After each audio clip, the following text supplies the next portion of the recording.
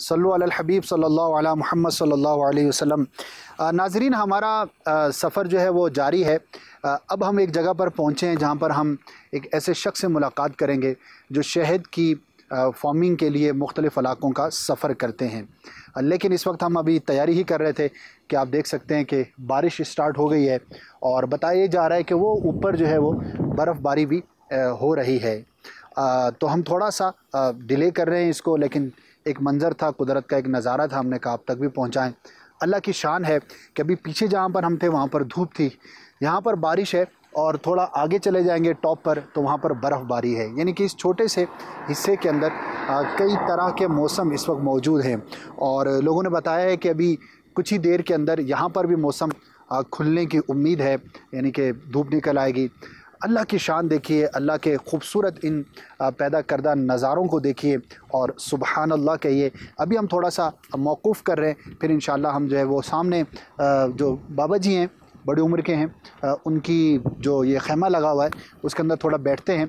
जैसे ही बारिश थम जाएगी तो जो कि इक्विपमेंट भी है, कीमती होता है, ख़राब भी हो जाता है पानी से, तो उनसे फिर हम बातचीत करेंगे। सल्लु अलल हबीब सल्लल्लाहु अला मुहम्मद सल्लल्लाहु अलैहि वसल्लम। सुब्हानल्लाहि व बिहम्दिही सुब्हानल्लाहिल अज़ीम सुब्हानल्लाहि व बिहम्दिही। इस वक्त हम ख़ैमे के अंदर आ चुके हैं और मेरा तो पहला एक्सपीरियंस है, हो सकता है बॉसों का एक्सपीरियंस पहले हुआ हो। छोटा सा ये ख़ैमा है और इसमें 2 चारपाइयाँ हैं, 3 चारपाइयाँ, लेकिन एक चारपाई पर सामान है, 2 पर आराम की जगह नज़र आ रही है। और ये हमारे बाबा जी हैं जो यहाँ पर अपनी मक्खियों की हिफाजत के लिए, शहद की जो मक्खियाँ जो इन्होंने पेटियाँ लगाई हुई हैं उसके लिए मौजूद हैं। और ये सोच आ रही थी कि कैसा ये मौसम के साथ कंप्रोमाइज़ इनको करना पड़ता है और कैसा इनको मेहनत और कोशिश करनी पड़ती है कि किसी भी वक्त बारिश हो सकती है।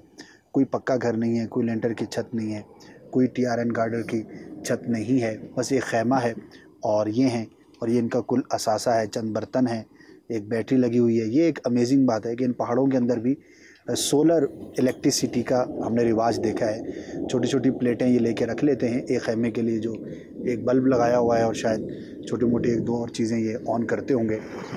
तो बहरहाल ये एक ज़िंदगी है, इंसान को अल्लाह पाक ने ये शऊर और अक्ल अता की है कि वो अपनी ज़रूरत को कैसे पूरा करता है। लेकिन इन लोगों की मेहनत को देखकर, इन लोगों की कोशिशों को देखकर ये इंस्पिरेशन मिलती है कि हमें भी अपनी चीज़ों के लिए कोशिश करनी चाहिए, मेहनत करनी चाहिए। और किस तरह की इनकी सादी एक ज़िंदगी है, देहाती ज़िंदगी है, पहाड़ी ज़िंदगी है, जंगल वाली ज़िंदगी है, जो बोलें।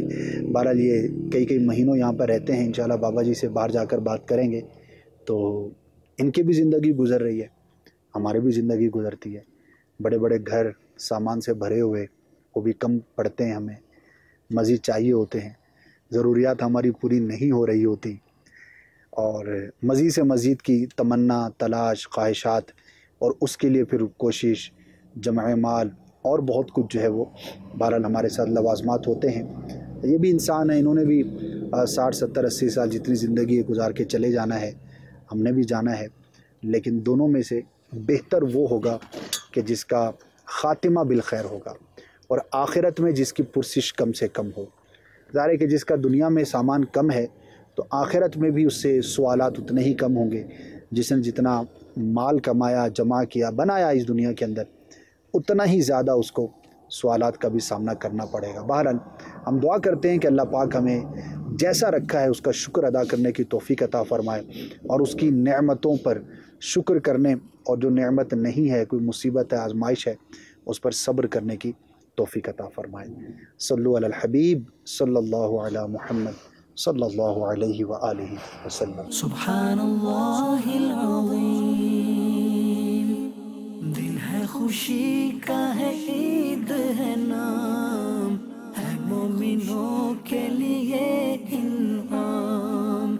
दिन है खुशी का है, ईद है नाम, है मोमिनों के लिए इनाम। बात करते हैं बाबा जी से कि ये अपना जो रोज़गार है उसका तरीक़ेकार इनका क्या है, किस तरह से मेहनत करके ये कोशिश करके रिज़्क़ हलाल के लिए कोशिश करते हैं। बाबा जी सबसे पहले अपना नाम बताइए। नाम जी मेरा फरीद खान है। फरीद खान है इनका नाम। बाबा जी अंदाज़न उम्र कितनी है? 53 साल है। 53 साल है। अच्छा, आप इसी इलाके के हैं या किसी और इलाके के हैं? नहीं जी, मैं पेशावर के रहने वाला हूँ। पेशावर, तो आपका ख़ानदान फैमिली सब वहीं है? हाँ जी वही। अच्छा, तो बाबा जी आपने बताया था कि आपने कुछ स्कूल पढ़ा था, फिर जॉब की, फिर आपने जॉब छोड़ दी। 18 साल से आप इस काम में हैं, हाँ शहद बनाते हैं। हाँ जी। तो आप ज़रा अपनी ज़िंदगी के बारे में बताएं कि 18 साल में जो आपका लाइफ स्टाइल रहा, किस तरह काम करते हैं आप, क्या मेहनत करते हैं, क्या आपका अंदाज़ होता है? मेहनत हम जी ये करते हैं कि जब इनका सीज़न होता है शहद का, तो हम ये उठाकर शहद के जहाँ पर वो पुल होते हैं उधर लेके जाते हैं। ठीक है। मतलब बेरी के लिए हम लेके जाते हैं कुवाड बनू की तरफ। अच्छा। 14 अगस्त से शुरू होता है और नवंबर तक होता है। नवंबर में हम फिर वहाँ से शहद निकाल कर वो डीलर के हवाले कर देते हैं, सही, बेच देते हैं। ठीक है। उसके बाद फिर मक्खियों को खुराक देकर वहाँ से उठाकर पंजाब किसी के इलाके में लेकर जाते हैं, फैसलाबाद या सियालमोड़ वगैरह में। अच्छा। वहाँ पर हम इनको चीनी का शरबत भी बना कर देते हैं और सरसों के फूलों से ये काम करते हैं कि ये मक्खी बच्चे बनाकर ये मक्खी बन जाती है, डब्बे भरे जाते हैं मक्खियों से। उसके बाद फिर हम दोबारा जो सीज़न होता है वो माल्टे का होता है, माल्टे के लिए लेके जाते हैं। सही। तो माल्टा कभी लग जाता है, कभी नहीं लगता है। अच्छा। बहरहाल जब लग जाए तो हमारा सीज़न वहाँ से भी स्टार्ट हो जाता, स्टार्ट हो गया। वहाँ से फिर हम उठाकर पुलाई के लिए लेके जाते हैं वहाँ तलगंग एरिया या आज़ाद कश्मीर, और वहाँ पे जो है ना लेके जाते हैं। तो पुलाई का शहद हम निकाल कर उसके बाद फिर गर्मी का सीज़न होता है। अच्छा।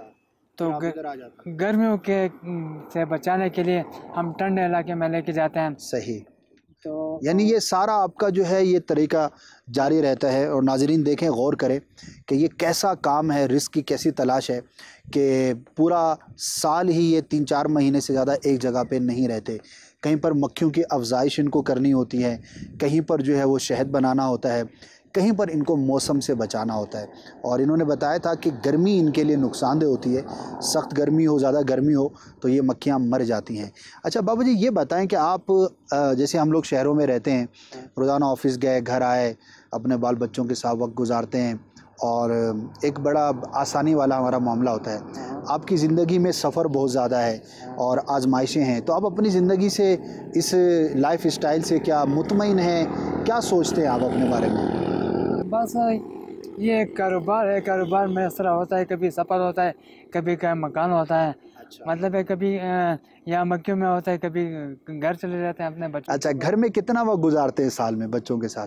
बस महीने के अंदर जो है ना हम 5-6 दिन 10 दिन तक वहाँ घर पे गुजारते हैं, फिर इधर आकर मक्खियों का देखभाल करते हैं। जब आप 10 दिन घर पर होते हैं तो पीछे दूसरा आदमी इसकी देखभाल? इधर दूसरा आदमी होता है। यानी हर महीने में आप 5-10 दिन घर पर होते हैं और 20-25 दिन आप जो है वो मक्खियों के साथ होते हैं। पूरा साल आपका यूँ चलता रहता है। सुब्हानल्लाहिल अज़ीम, दिन है खुशी का है, ईद है नाम, है मोमिनों के लिए इनाम।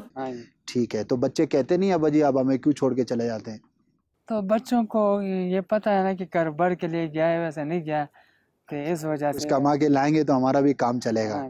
सही। तो ये आपका अपना बिजनेस है या शेयरिंग पर है, शराकत पर है?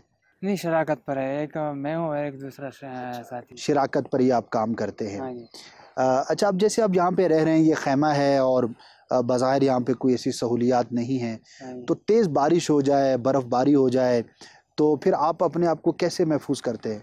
बस इसी खेमे के अंदर, खेमा चारों तरफ से बंद कर देते हैं। अच्छा। इसके अंदर फिर हम अपना बिस्तरा वगैरह समेट लेते हैं, फिर सर्दी भी नहीं लगती है और बारिश और बर्फ़ वगैरह से भी बच। पानी, अब जैसे ये पहाड़ है, यहाँ से तेज़ी से पानी आ रहा है, नीचे जा रहा है, तो अब बस चारपाई पर है, नीचे पानी जा रहा है और वो खेमे के गिर्द गिर्द हमने वो पुल सा बनाया होता है ना, तो खेमे के अंदर पानी नहीं आता है, बाकी बाहर पानी जाता है। बाकी बाहर पानी। सफ़र में ज़रा इंसान है, बीमार भी होता है, तो सर्दी लग गई, गर्मी तो नहीं है इस इलाके में, लेकिन जहाँ पर गर्मी हो तो इलाज मुआवजे के लिए क्या करते हैं? दवाइयाँ साथ रखते हैं या ख़ुद तजर्बात हैं, कुछ चीज़ें रखते हैं, क्या करते हैं? गला ख़राब हो गया, बुखार हो गया तो फिर वो दवाइयाँ वगैरह कुछ साथ रखते हैं।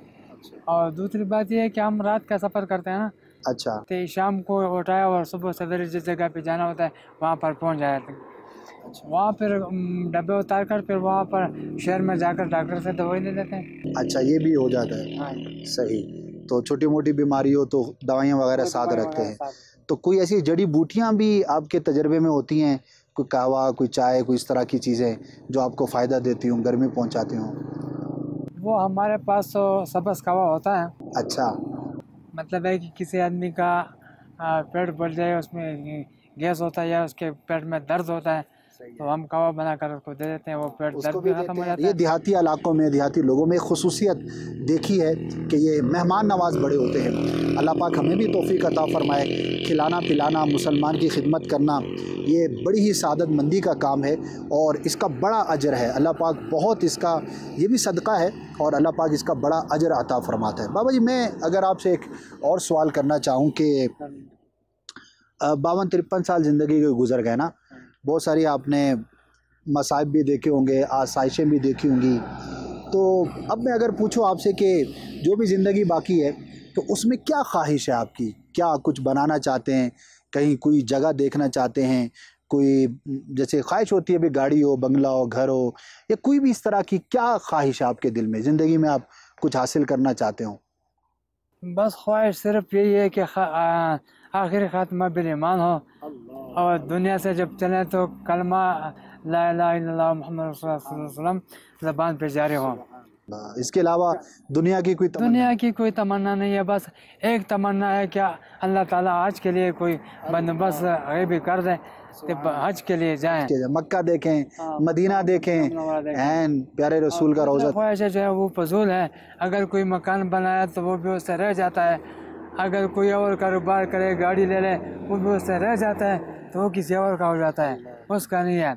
क्योंकि जो आदमी माल इकट्ठा करता है तो जो उसने कहा वो उसने फ़ायदा किया, सही सही। जो उसने छोड़ दिया वो दूसरों का हो गया, जो उसने अल्लाह के रास्ते में खर्च किया वो उसका अगले जहान में मिलेगा। ये एक इतनी ज़बरदस्त बात है, यकीन करें मैं इसको इतना एंजॉय कर रहा हूँ। हम दूसरे बाबा जी के पास थे जो घोड़ों को लेकर जा रहे थे। अच्छा, उनसे मैंने ये सवाल किया कि आपकी जो है वो क्या ख्वाहिश है? यकीन करें सेम आंसर था। उन्होंने कहा क्या ख्वाहिश करेंगे, अल्लाह ने रिस्क दिया हुआ है, ज़िंदा रखा हुआ है, ख्वाहिश ये है कि मरते वक्त कलमा नसीब हो जाए। ये यानी इट्स अमेजिंग ना कि हम बड़े बड़े पढ़े लिखों को, बड़े बड़े जो है वो दुनियावी मालदारों को, साहिब मनसब लोगों को और समझदार कहलाने वालों को जब मिलते हैं, देखते हैं। अच्छा, आप भी माशरे का हिस्सा हैं। अगर आप किसी से पूछेंगे तो उमूमन ये जवाब नहीं मिलता। उमूमन, मैं ये नहीं कहता कि हर पढ़ा लिखा ही ईमान से जो है वो उसका फ़िक्र नहीं करता, या हर पढ़ा लिखा या हर शहरी आदमी या हर मालदार या हर साहिब मनसब आदमी फ़िक्र आखिरत नहीं करता, ऐसा नहीं है। लेकिन अगर कंपैरेटिवली देखें तो एक फीलिंग है, हालांकि हमारा कोई स्क्रिप्टेड नहीं है इनसे, कोई ऐसे बस गुजरते हुए हमें ये मिल गए और हम इनसे बात कर रहे हैं। तो हज करने की तमन्ना है, मक्का मदीना देखे, अगर दुनिया में कुछ देखना है, करना है, और उसके अलावा ईमान पर बस मौत मिल जाए।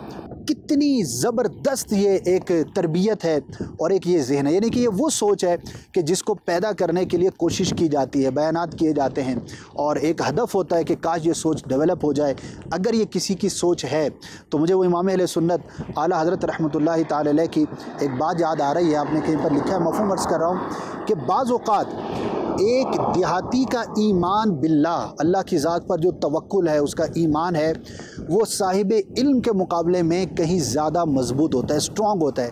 अब ये इतने सादा लोग हैं, सादा सी ज़िंदगी है, अब इन्होंने किसी का क्या लेना देना, किसी के साथ क्या ये झगड़ा करेंगे, अच्छा क्या ये लॉजिक पूछेंगे हैं, बाज़ औक़ात तो किसी को नेकी की दावत दी जाती है या इबादत की बात की जाती है तो समझदार कहलाने वाले लॉजिक के चक्कर में, इसके चक्कर में, उसके चक्कर में, लेकिन ये एक सिंपल सी ज़िंदगी गुजार रहे हैं। इनको बस इतना पता है कि ये जो कुछ है मेरे रब ने बनाया है, इसका खालिक है, मेरा खालिक है, मालिक है, मैं मुसलमान हूँ माशाअल्लाह। और अल्लाह की ज़ात पर इनका तवक्कुल देखिए। अल्लाह पाक हमें भी ये सोच और फ़िक्र अता फ़रमाए। और दुनिया के बारे में जिन्होंने बात की है तो बड़ी ज़बरदस्त बात की है, तो किताबी बातें जो ये एक देहाती बाबा जी हमें बता रहे हैं। बाबा जी, कुरान पढ़ा है आपने?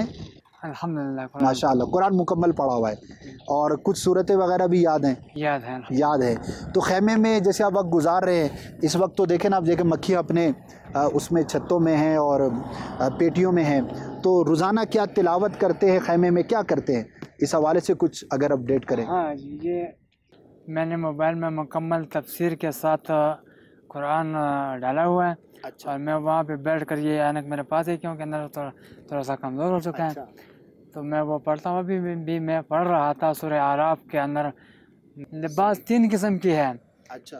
एक लिबास जो है आम है, एक लिबास जीनत की है। अच्छा। और एक लिबास तकवा है। वाह वाह, क्या बात है जी, सुभान अल्लाह। ये आप पढ़ रहे थे और रोज़ाना आप पढ़ते हैं, वाह क्या बात है जी। देखें जी, इट्स अमेजिंग। और इसी में हज़रत इमाम अबू हनीफा रहमतुल्लाह अलैह फरमाता है कि जब तुम अल्लाह से मिलो तो वो जीनत वाली लिबास पहनो जो ज़्यादा कीमती है, क्योंकि हम लोगों से मिलते हैं तो कीमती लिबास पहनते हैं। इसलिए अल्लाह से जो मिलो, अल्लाह से बातें करो तो उस कीमती लिबास पहन कर जाओ, ताकि अल्लाह ताला तुम्हारा वो इबादत कबूल करे और अपने पृष्ठों में ये ऐलान करे कि भाई देखो मेरा बंदा मेरे लिए जीनत इख्तियार करता है। सुभान अल्लाह, क्या बात है, ज़बरदस्त। देखें, इनको याद भी है, समझ के पढ़ रहे हैं, क्या ज़िंदगी है, क्या लाइफ है, अगर अल्लाह किसी का मोहताज ना करे। और देखें मोबाइल का इस्तेमाल, देखें आप भी करते हैं, हम भी करते हैं, किस किस इस्तेमाल में रखते होंगे, लेकिन टेक्नोलॉजी का यहाँ पर कितना बेहतरीन इस्तेमाल है कि उससे जो ये कुरान पढ़ रहे हैं, तर्जमा पढ़ रहे हैं और तफसीर पढ़ रहे हैं जी। तो और किताबें वगैरह भी पढ़ते हैं माशाल्लाह। ज़ाहिर है कि देखिए इनका एक मजहबी जहन है और यहाँ पर रहते हुए भी ये इन चीज़ों के अंदर जो है वो मसरूफ़ रहते हैं। अमीर अहले सुन्नत दामत बरकातुहुल आलिया ने हमें जो रोज़ाना कम से कम 3 आयतें कुरान मजीद फ़ुरक़ान हमीद के माद तर्जमा और तफसीर पढ़ने का मदनी इनाम अता फ़रमाया है। काश कि हम उस पर अमल करने वाले बन जाएं। और ये नॉलेज, ये जो भी इल्म है, ये अल्लाह का कुर्ब हासिल करने के लिए हो, लोगों को दिखाने के लिए, किसी को बयान करने के लिए ना हो, तो फिर बंदा कहीं पर भी हो।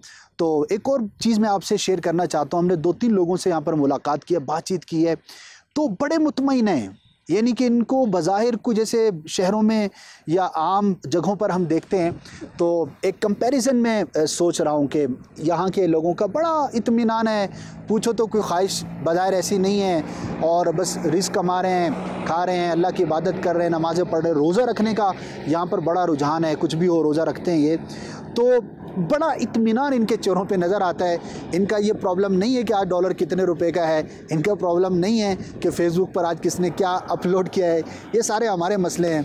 तो बहरहाल ये है कि I am not going to criticise this all things, लेकिन बहरहाल जो भी हमारी शहरी ज़िंदगी है और शहरों में हम रहते हैं और जो भी हमारी ज़रूरियात पूरी करनी चाहिए, इसमें कोई हरज की बात नहीं, लेकिन द पॉइंट इज़ दैट कि इन सब चीज़ों ने हमें अपने रब से कितना दूर किया है या कितना करीब किया है, ये सवाल है।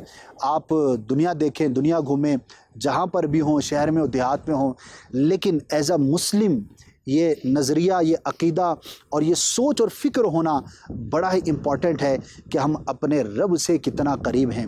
अगर कोई देहात में है और रब से करीब है और कोई शहर में है और रब से दूर है, तो वो देहाती उससे 100 दर्जा बेहतर।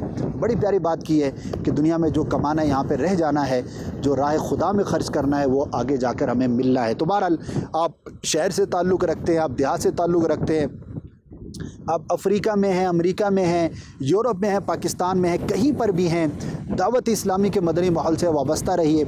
और ये सोच और ये फ़िक्र हमारी इंशाअल्लाह अज़्ज़ व जल जब बनी रहेगी तो अल्लाह पाक की रहमत से हमें बहुत कुछ जो है वो ज़िंदगी में कमाना भी नसीब होगा और आखिरत के लिए कमाना भी हमें ज़रूर नसीब होगा, क्योंकि दुनिया और आखिरत दोनों की भलाइयों की दुआ हमारे प्यारे आका सल्लल्लाहु अलैहि वसल्लम ने की है। तो दोनों भलाइयाँ मांगनी चाहिए। दुनिया में इतना इन्वॉल्व होना कि आखिरत को भूल जाएं, ये बुरा है। वरना दुनिया तो सिद्दीक़ अकबर के पास भी थी, उस्मान गनी के पास भी, फ़ारूक आज़म रज़ियल्लाहु ताला अन्हु से बड़ी किसकी बादशाहत और किसकी खिलाफत और किसकी जो दुनिया पर हुकूमत होगी। लेकिन ये सब रज़ियल्लाहु ताला अन्हुम अजमाइन ऐसे ज़बरदस्त दुनिया में रहकर रब को याद करने वाले थे कि रहती दुनिया तक इनकी मिसाल मिलना मुश्किल है। और कोई बात करना चाहेंगे, कोई पैगाम देना चाहें तो आपके सामने हैं हम।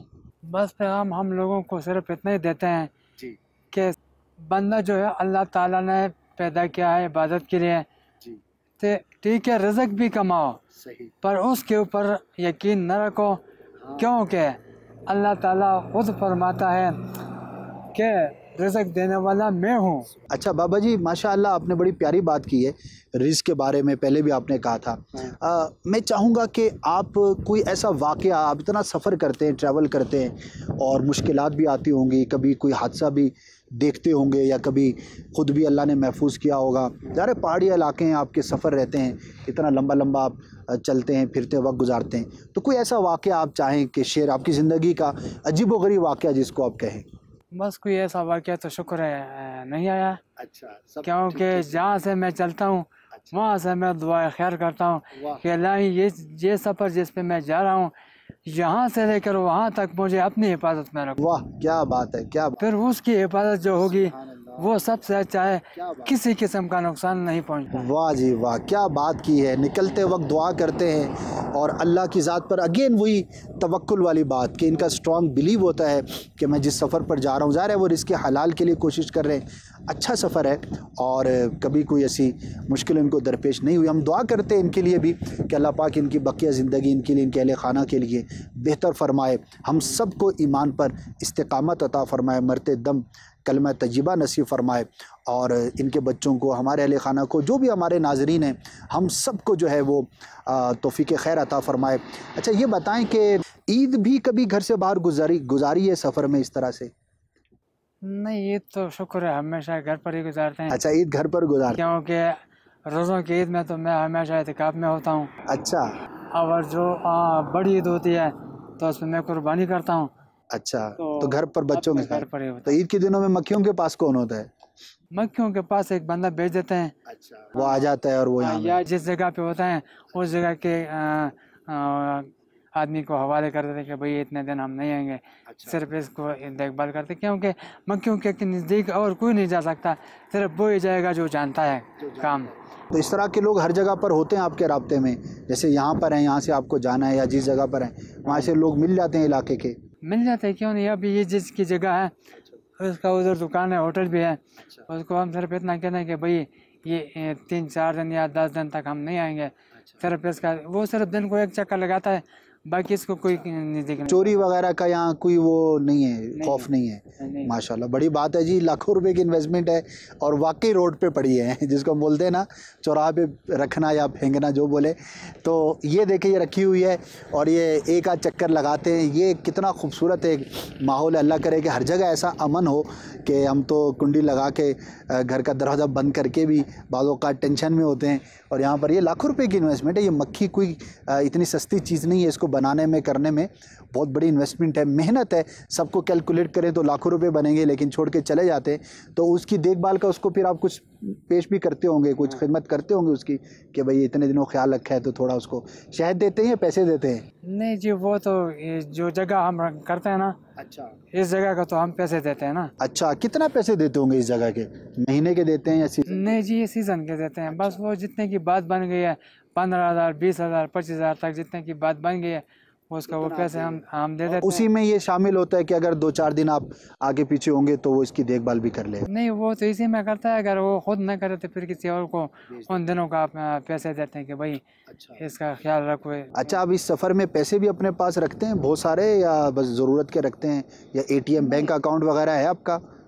नहीं, अकाउंट तो है। अच्छा, बहरहाल पैसे हम पास इसलिए रखते हैं क्योंकि यहाँ पर तो बैंक अकाउंट नज़दीक नहीं है ना, ATM के लिए दूर जाना पड़ेगा। अच्छा, तो अगर यहाँ पर हमें कोई मुसीबत पड़ जाए या कोई नुकसान आ जाए ना, तो यहाँ से हम डब्बे उठाना चाहे तो जेब में पैसा ना हो तो कैसे उठाएंगे।